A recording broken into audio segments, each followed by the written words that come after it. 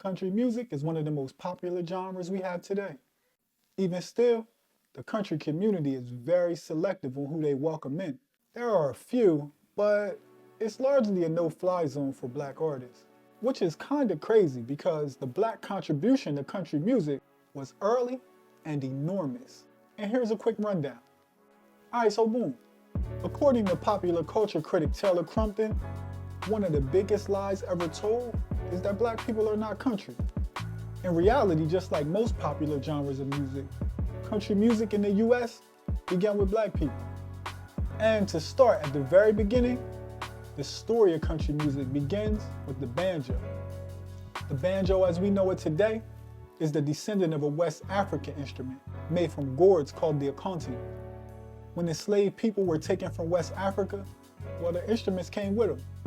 And for generations, they created their own music in the form of hymns, spirituals, and field songs. And all of these had their roots in African music. In the 1800s, the banjo was seen exclusively as a black instrument. It was at the time not heard of at all for a white person to play the banjo. In the 1850s, minstrel shows came into raging popularity.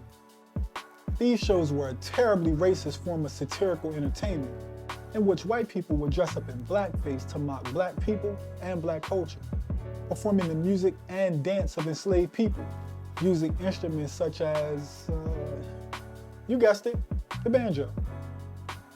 The shows portrayed blacks as stupid and lazy.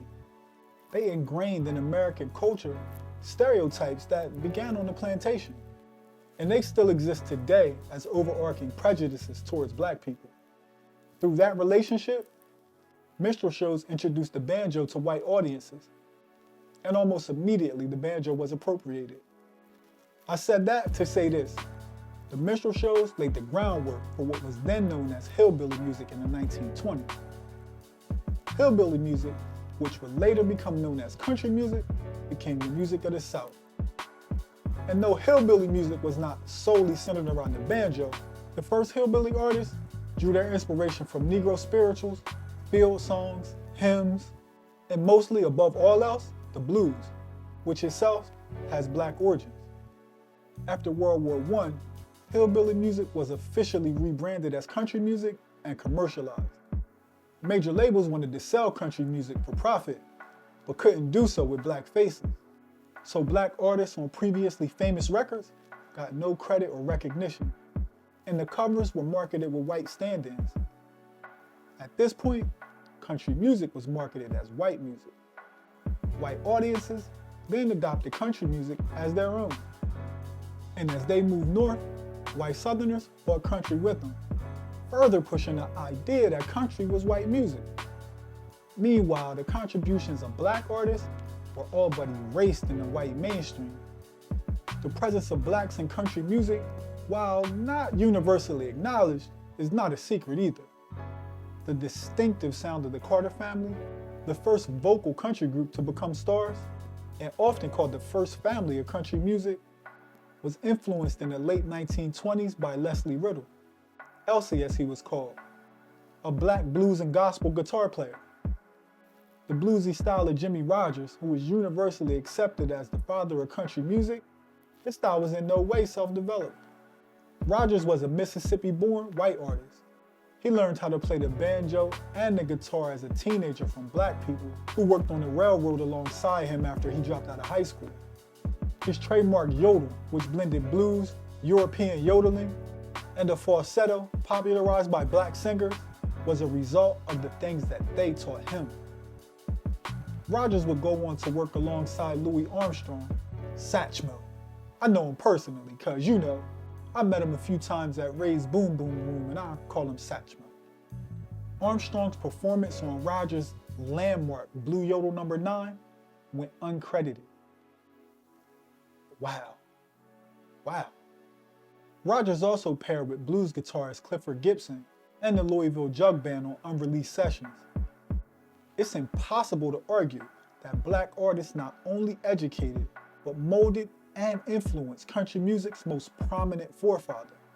In 2010, the Pulitzer Prize jury noted that the legacy of another one of country music's earliest icons, Hank Williams, as a songwriter was that he expressed universal feelings with poignant simplicity and played a pivotal role in transforming country music into a major musical and cultural force in American life. As a boy in the 1930s, Hank Williams learned his craft from black guitar player Rufus T-Top Payne, just as Johnny Cash would learn from black musician Gus Cannon 2 decades later. Now, without T-Top, who taught an 8-year-old Hank Williams how to play a style of the blues that seamlessly combined hillbilly and folk, and in essence creating his legendary sound, there would be no Hank Williams, at least not as we know him today. At the same time Jimmie Rodgers was playing blues-based country up and down the Mississippi River, DeFord Bailey's harmonica expanded the genre's reach from Tennessee to Chicago and past the Midwest. Bailey became the first ever performer introduced on the then newly renamed Grand Ole Opry radio show in 1927. Pan American Blues was Bailey's most significant hit. His harmonica play on the song mimics the sound of the passenger train, which ran between Cincinnati, Ohio and New Orleans. And this kind of shows how country artists, through their music, tied themselves into the community. Kind of like Nas did when he superimposed Queensbridge on the cover of Illmatic. It was before Nas, but I mean, you know, same thing. Flip it, reverse it. Chronologically. DeFord Bailey became an Opry regular in the 1930s, and the touring made him major country stars in the 30s and 1940s. Artists like Minnie Pearl, Roy Acuff, Bill Monroe, and Uncle Dave Macon. In 1982, Minnie Pearl told the New York Times that Bailey came in here for nothing but the love of it and perpetuated a feeling. She said that he helped country music blow up. Black artists' fingerprint on country music in the 1940s and 50s has to be viewed against the backdrop of not only what was going on in America, but the entire world essentially. More than 1 million black soldiers fought in World War II. Black musicians who instead of playing country went overseas and took their styles in directions that spawned other country, jazz, and blues-inspired genres. And that is pretty significant and must not be understated. New Orleans-inspired Dixieland jazz and Kansas City's boogie-woogie sound were important black musical movements that were country influences of the day. Houston's Clarence Gatemouth Brown, whose songs like Okie Dokie Stomp blend Louisiana-based Zydeco and Cajun music with boogie-woogie jazz and country. Gatemouth inspired countless country stars, most notably Roy Clark and country crossover star Bonnie Raitt. By the middle of the 1950s, Sun Records and white artists like Elvis Presley had, for all intents and purposes, redirected black sounds headed directly for country music's core. The change in direction of these sounds headed directly for the top of the rock and roll charts means that a significant piece of black country's potential has been lost. And I won't take the time to highlight the attempted erasure of black artists from rock and roll. That'll be another story. Big Boy Crudup's 1946 single, That's Alright, Roy Brown's 1947 release, Good Rockin' Tonight, and Big Mama Thornton's #1 hit in 1952, Hound Dog, are all important songs in the evolution of black artists' relationship to country music that topped the charts. However, history remembers them as 3 of 12 #1 hits that Elvis enjoyed in his first 6 years as a popular artist. Also, a huge cog in the success of Sun Records was Ike Turner. These days, he's more remembered as Tina's abusive husband, and it may be a little taboo to celebrate him almost in any way. But you cannot tell the story of country or rock and roll without the contributions of Ike Turner. A Midwest talent scout for Sun Records, he was instrumental in the rise of Kansas City Boogie Woogie's most exceptional artists. It's not widely known that they were actually St. Louis Ike's Kings of Rhythm Band. In 1951, they would go on to record Rocket 88 for Chess Records. Ike also stated that he wrote 78 hits for Memphis-based Modern Records. In 1962, rhythm and blues singer and piano player Ray Charles attempted something new, unexpected, and possibly hazardous to his career. Charles had already spent a decade fusing a hybrid of multiple jazz styles, R&B, and rock and roll into a chart-topping cash cow of a sound. For his 17th album, he would change course, an album titled Modern Sounds in Country and Western Music. He recorded standards by country heavyweights like Don Gibson and Hank Williams. But instead of the norms like fiddles and steel guitars, he decided on a grand vision, big band orchestration and heavy strings. His friends, and more importantly his label, thought he was crazy.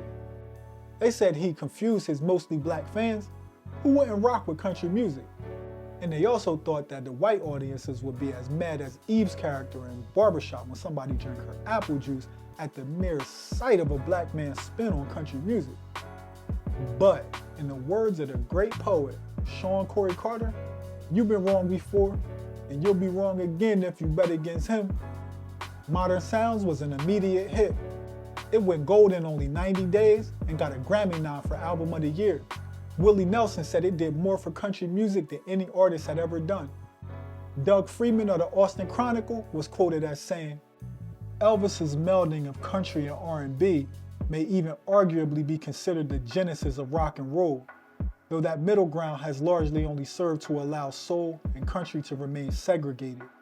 Modern Sounds in country music creates the benchmark for crossing the line, highlighting the similarities in sentiment often overshadowed by sound. Throughout the 1960s, Ray Charles would get his chef hat, get his pots together, and cook wonderful dishes in the world of country.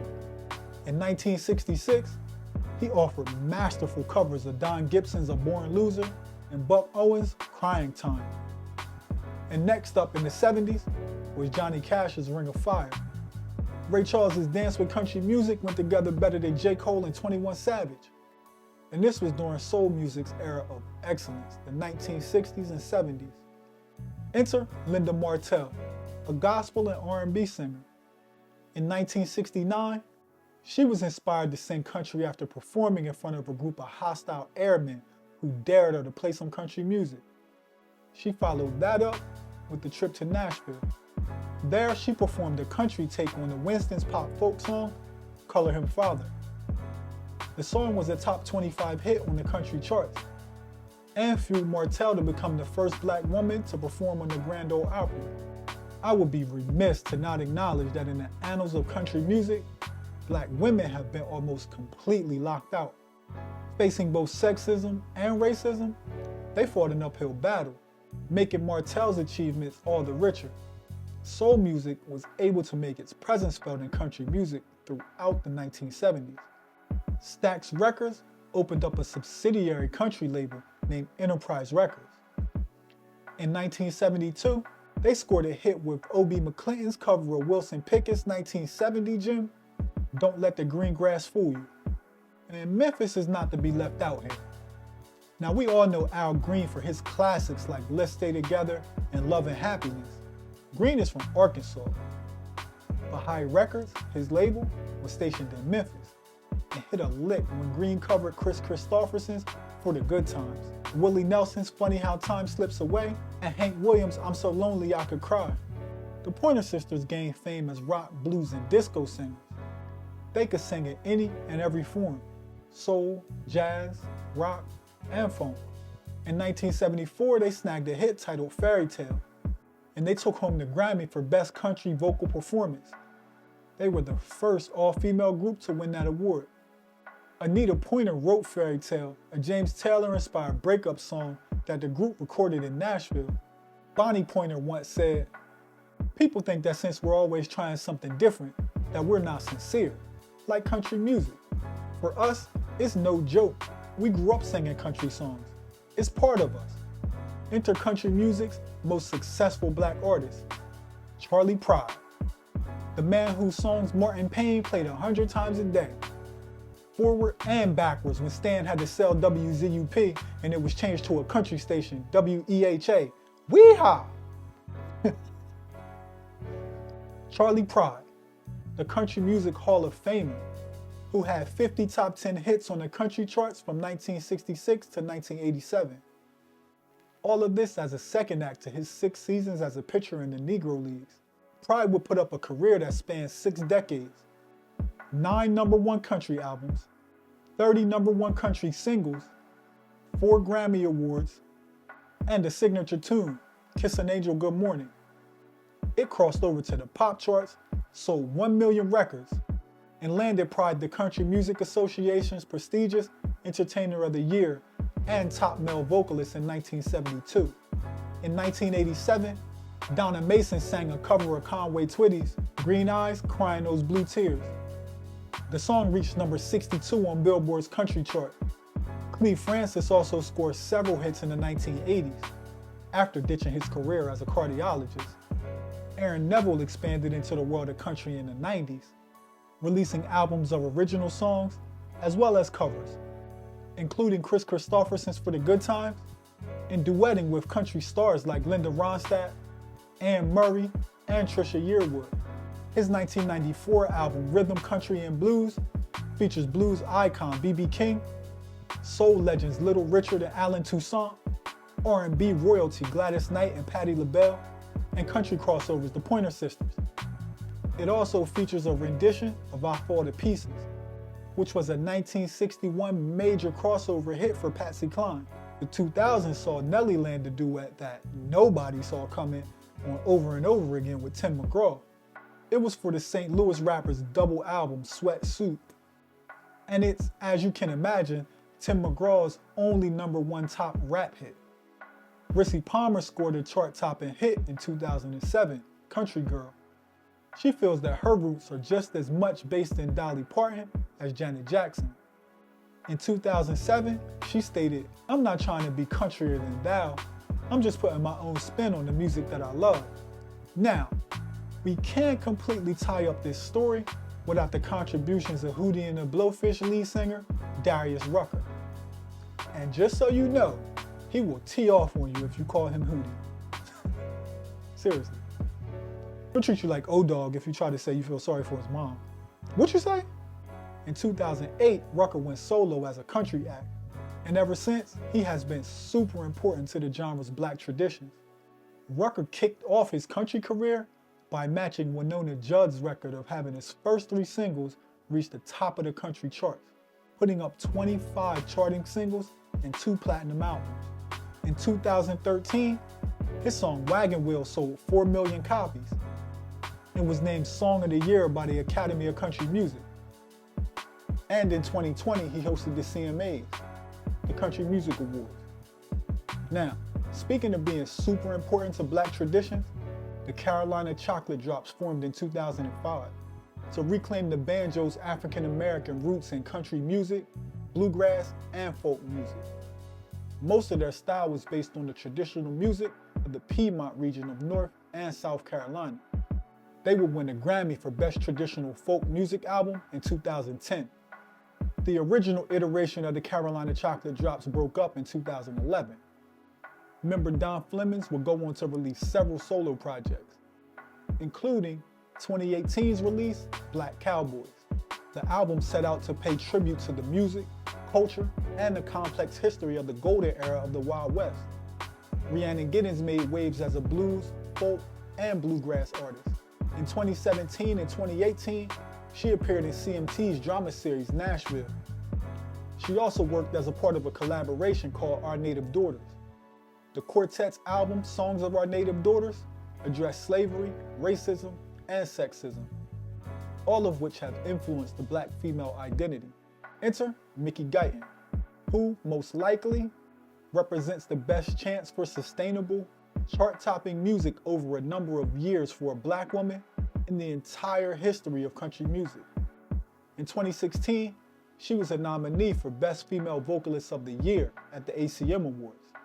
Her black empowerment anthems like 2020's Black Like Me shows both the black persistent struggle for civil rights and her strong attempt at increased visibility and potential superstardom. In 2019, before Lil Nas X decided to dance with the devil in the pale moonlight, he scored a viral hit with Old Town Road. Billboard disqualified the song from its country charts, claiming, when determining genres, a few factors are examined, but first and foremost is musical composition. While Old Town Road references to country and cowboy imagery, It does not embrace enough elements of today's country music to chart in its current version. A remix with 90s country legend Billy Ray Cyrus would later reach the top of Billboard's Hot 100 and sold nearly 20 million copies. In 2016, Beyonce's song Daddy's Lessons managed to earn 9 Grammy nominations, but was rejected by the Recording Academy's Country Music Committee, even though it contained every element required to be designated as a country song. Now, why could that be? She performed the song at the Country Music Awards with the Dixie Chicks, and they will go on to release a second version of the song which features the group. The Dixie Chicks would then add that song to their touring playlist, and it was received warmly. Quite a head scratcher. In 2024, Beyonce released Cowboy Carter, a 27-track country album that sent the remnants of the antebellum South into a tizzy. Now, despite country radio stations refusing to play the record, Beyonce became the first black woman to top Billboard's country music chart since its beginning in 1964. The song Texas Hold'em reached #1 on the country charts as well, making her the first black woman to also plant that flag. Meanwhile, Tracy Chapman was like Happy Gilmore. You know, she accomplished that feat no more than an hour ago. Kinda, but you know, in a different way. Chapman became the first black woman to solely write a #1 country song, doing so when Luke Combs covered her 1988 classic, Fast Car.